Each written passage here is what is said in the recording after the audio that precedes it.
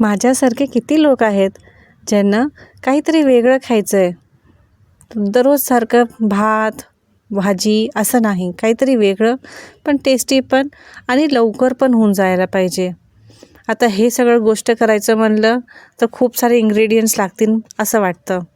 पण मी एक अशी रेसिपी घेऊन आली आहे ज्याच्याने तुमचे हे सगळे प्रश्न मिटून जातील. नाश्ता असो की दुपारचं रात्र असो, जेव्हा तुम्हाला काही हलकं फुलकं खायचं असेल तेव्हा मी ही रेसिपी केली होती. तुम्ही नक्की करून बघा, खूप आवडेल. कद्दू दुधी भोपळा हो, मला हे तेवढं आवडत नाही कारण की शिजवलं की गिळगिळ लागतं आणि तेवढी टेस्ट पण येत नाही. थोड्यांची तर खूप फेवरेट असते दुधी भोपळा. हे ॲक्च्युली न्यूट्रिशनसाठी खूप छान आहे. मुलांची हाईट वाढवते, भरपूर व्हायटमिन्स वगैरे असतात म्हणून मी आणते. पण हे जेव्हा मी करून बघितलं ना तेव्हापासून मला दुधी भोपळा आवडायला लागलं. तुमच्या मुलांना पण आवडेल, नक्की ट्राय करा. एक दुधी भोपळा घेतला मी, त्याला छान छिलून घेतलं. छिलल्यानंतर टेस्ट केलं कडू आहे की नाही. कडू नसलं तर तुम्ही ते दुधी भोपळा वापरा. त्याला छान खिसून घेतलं.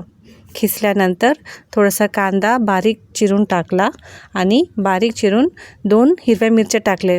हिरव्या मिरच्या जास्त तिखट असू देऊ नका, नसता मग ते तिखट लागल. आणि 1 चमचा मीठ टाकून त्याला छान हलवून ठेवून दिलं. मी काय केलं, भात करणार होते तर भाताच्या ऐवजी हे 2 कप तांदळाचे धुवून घेतले, 1 तास भिजवून घेतलं होतं. त्याला आता मीठ टाकलं आणि साईडमध्ये एका बाऊलमध्ये 1 बटाटा असे काप करून उकडून घेतले.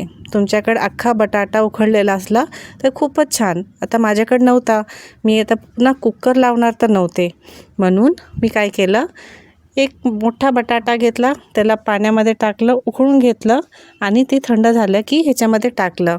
आता मी टाकले 1 इंच अद्रकीचे आणि 4-5 काळी मिरे.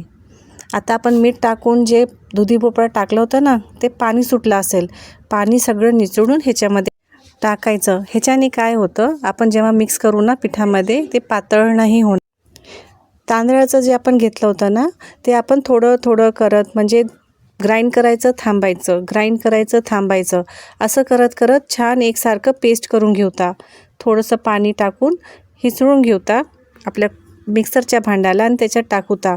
आता कन्सिस्टन्सी तुम्ही ॲडजस्ट करा. जास्त पातळ नाही राहायला पाहिजे, नसता ते तव्यावर पसरून जाईल, आणि जास्त घट्ट नाही राहायला पाहिजे, नसता ते मधातून कच्चं राहील. थोडंसं आपल्या पळीला पाठीमागून पीठ दिसायला पाहिजे, तेवढ्या कन्सिस्टन्सीमध्ये आपण आता खिसलेला दुधी भोपळा टाकूता आणि कोथिंबीरसुद्धा टाकूता. असली तर ठीक, नसलं तर नो प्रॉब्लेम. आता मी 1 चमचा इनोचा टाकला आहे.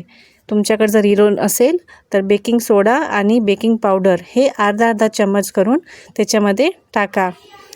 टाकलं बघा किती छान फेस आलं आहे ह्याच्यात. हे ज्यांनी आपले जे डोसे आपण करणार आहोत ना ते एकदम जाळीदार होणार आहे.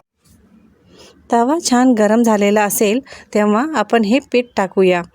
पीठ टाकलं की थोडंसं पसरायचं, जास्त मेहनत करायची नाही, ते ऑटोमॅटिक पसरेल, नसता थोडंसं हेल्प करा त्याला पसरायला. आता आमच्याकडे लागली होती भूक म्हणून मी दोन्ही गॅसवर 2 तवे ठेवले आणि पटपट करून घेतले. ह्याला जास्त वेळ लागला नाही. हे बघा, टाकलं की 1-2 मिनटानंतरच मी पलटून घेतले. किती छान कलर आला आहे ना. हे बघा, ह्याला मी जास्त वेळ भिजवलं नाही, फर्मेंट केलं नाही की 10 तास थांबले नाही. आणि भात भाजीच्या जागी भात म्हणजे तांदूळ आणि भाजी म्हणजे भोपळा, दुधी भोपळा वापरला आहे. दोन्ही पण छान, एकच झटक्यामध्ये दोन्ही पण झाले आणि टेस्ट तर भन्नाटच सांगते आहे मी तुम्हाला, खूप छान लागते. नक्की करून बघा. भाजताना दोन्हीकडून तेल लावून छान भाजून घ्या. हे असे होतात म्हणजे बाहेरून थोडेसे खुसखुशीत, आतमधून मऊ मऊ, आपलं स्पंज डोसा असतं ना तसल्या टाईपचं. पण किती छान झालेत. भाजी पण आहे, मुलं भाजी पण खाल्ले जातील, पोट पण भरून जाईल आणि पचायला पण हलके. हे बघा, आपला एक बॅच तयार झाला आहे. आपण आता दुसऱ्यांदा टाकूया.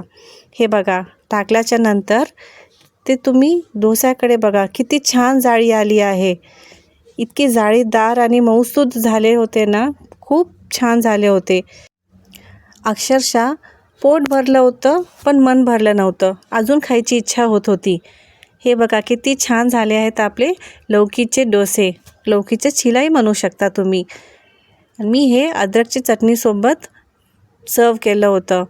गरम गरम लौकीचे चिले आणि अद्रकची चटणीसोबत. बघा किती छान जाळीदार मऊसूत झाले आहेत ते. लई भारी झाले होते. लाईक, शेअर आणि सबस्क्राईब करायला विसरू नका. नमस्कार किचन.